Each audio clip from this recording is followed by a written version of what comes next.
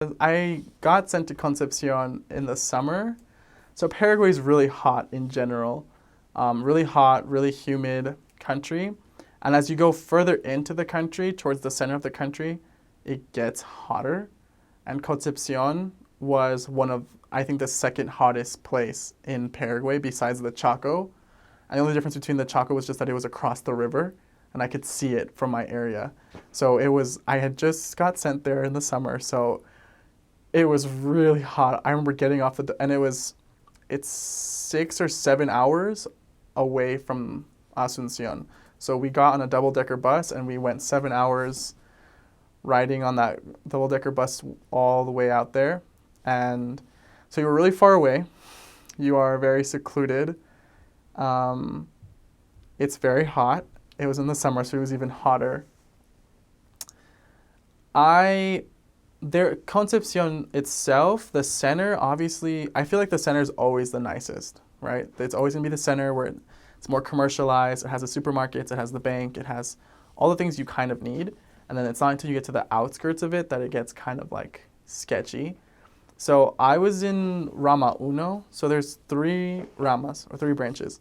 So I was in the first branch, which was in the center, but I still had I basically had the whole river. So like I had said, usually when you're by the river, it's not nice. They're not nice areas. And the biggest threat I think that everyone always talked about was the river overflowing. Everyone always talked about it, and it actually happened while I was there, and half my area was underwater on the second day that I was there. I went, and my companion was showing me around, and we went to a despensa, or like a little market house thing, and the water was up to the roof. Like, you could only see the roof of the despensa. And I was like, oh my goodness, like, how are we gonna work in this area? Like, how are we gonna, like, half these people, I don't know where they are, and it was half of our map literally was underwater. So Concepcion was really interesting. A lot of the people there, because it's so far away from the center, a lot of people speak Guarani there. People speak Spanish. People will always speak Spanish, and I like to say in Guarani, it's like se hacen el tiempo tabú, like they pretend not to know Spanish, and they kind of just look at you and they're like, they don't respond until you say something in Guarani, and they're just like, oh, okay, like now we can have a conversation, and you slowly start to realize that their Guarani turns into Spanish. But it's definitely one of those places where Guarani is mostly spoken. There's a lot of Guarani speakers there. All the members kind of want you to learn Guarani, and it's definitely a place where you want members to come because of that Guarani factor, so they can kind of help you out with learning what they're saying or helping translate so they can understand. It's also a bit of a poorer area.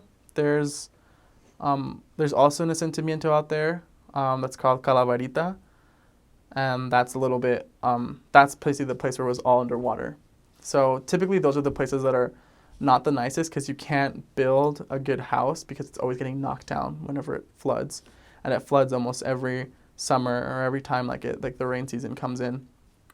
And so Concepcion had that going for it.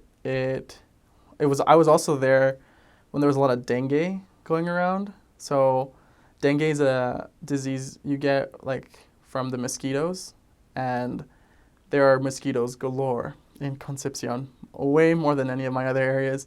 I remember the mission president and his wife like emphasizing a lot, use bug repellent, because there's a lot of missionaries who are getting dengue, and like it's really bad.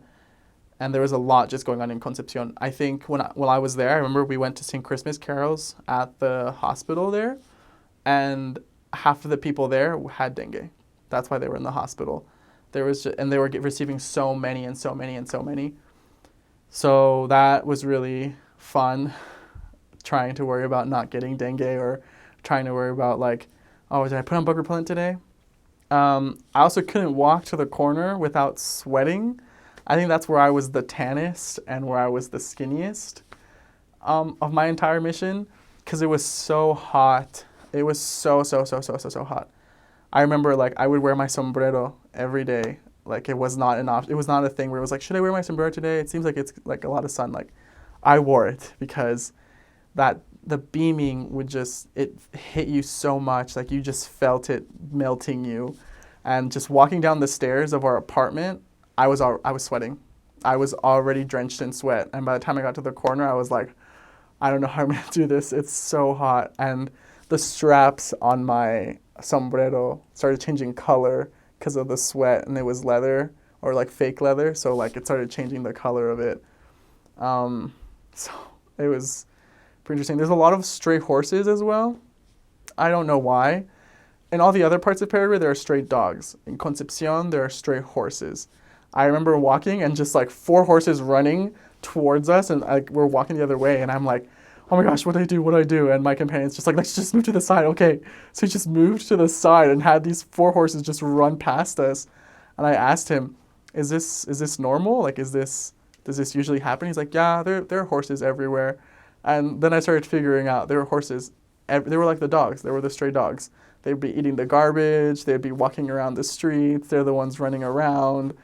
And that was very interesting for me because I had seen horses in Paraguay, but usually they belonged to someone. These were just stray horses, and they would just be everywhere. I think I was more scared of getting hit by a horse than getting attacked by an actual person or by a car or anything. There are no colectivos in Concepción either. Everything is done walking. Everything, you either walk, you have a car, or you use a taxi, a donkey cab. So it's literally just like a carriage and a donkey pulls it. You just go in the carriage and it pulls you however far the guy wants to go, because it's not like an official thing. It's just, I think, something that the missionaries came up with because they were the ones who used it. But yeah, so there are no colectivos. So you can't just get on a bus that'll take you to one part of your area like everywhere else. Here was, if you had to walk, you had to walk, and we had to walk. It was really, really far to get to the other missionaries. Since it was just one zone there, those are the only people you communicate with because we're so far away to go anywhere else and meet anyone else. So the missionaries are there. You get to know them really, really well. Doing divisions and having to walk to the other branch, so Rama Tres, was very far away. It was, oh my goodness. I remember walking it for a baptismal interview, and it was so far. I was so tired when I got there, and that's how they maneuver themselves. Like a lot of the times, the missionaries have to walk like a couple of kilometers to even just go to the supermarket on a P day, because they live so far away from it, and there's no bus, there's no transportation. So I think that's why they came up with the whole donkey cab thing. They would see the donkeys pulling the carts and be like, hey, how far will you get me if I give you like 2 mil guaraníes? It's like, all right, well, I can take you somewhere. And they would get on and go. And other missionaries were just really unlucky and just had to carry their groceries anyway. And it's pretty weird. Going into the interior, going into the in-depth one, I don't know how to say that. But going further into the country, definitely way different than the center. That's kind of what I realized. The language is a lot more Guarani than it is Spanish. There's no colectivos, stray horses, and it's a lot hotter.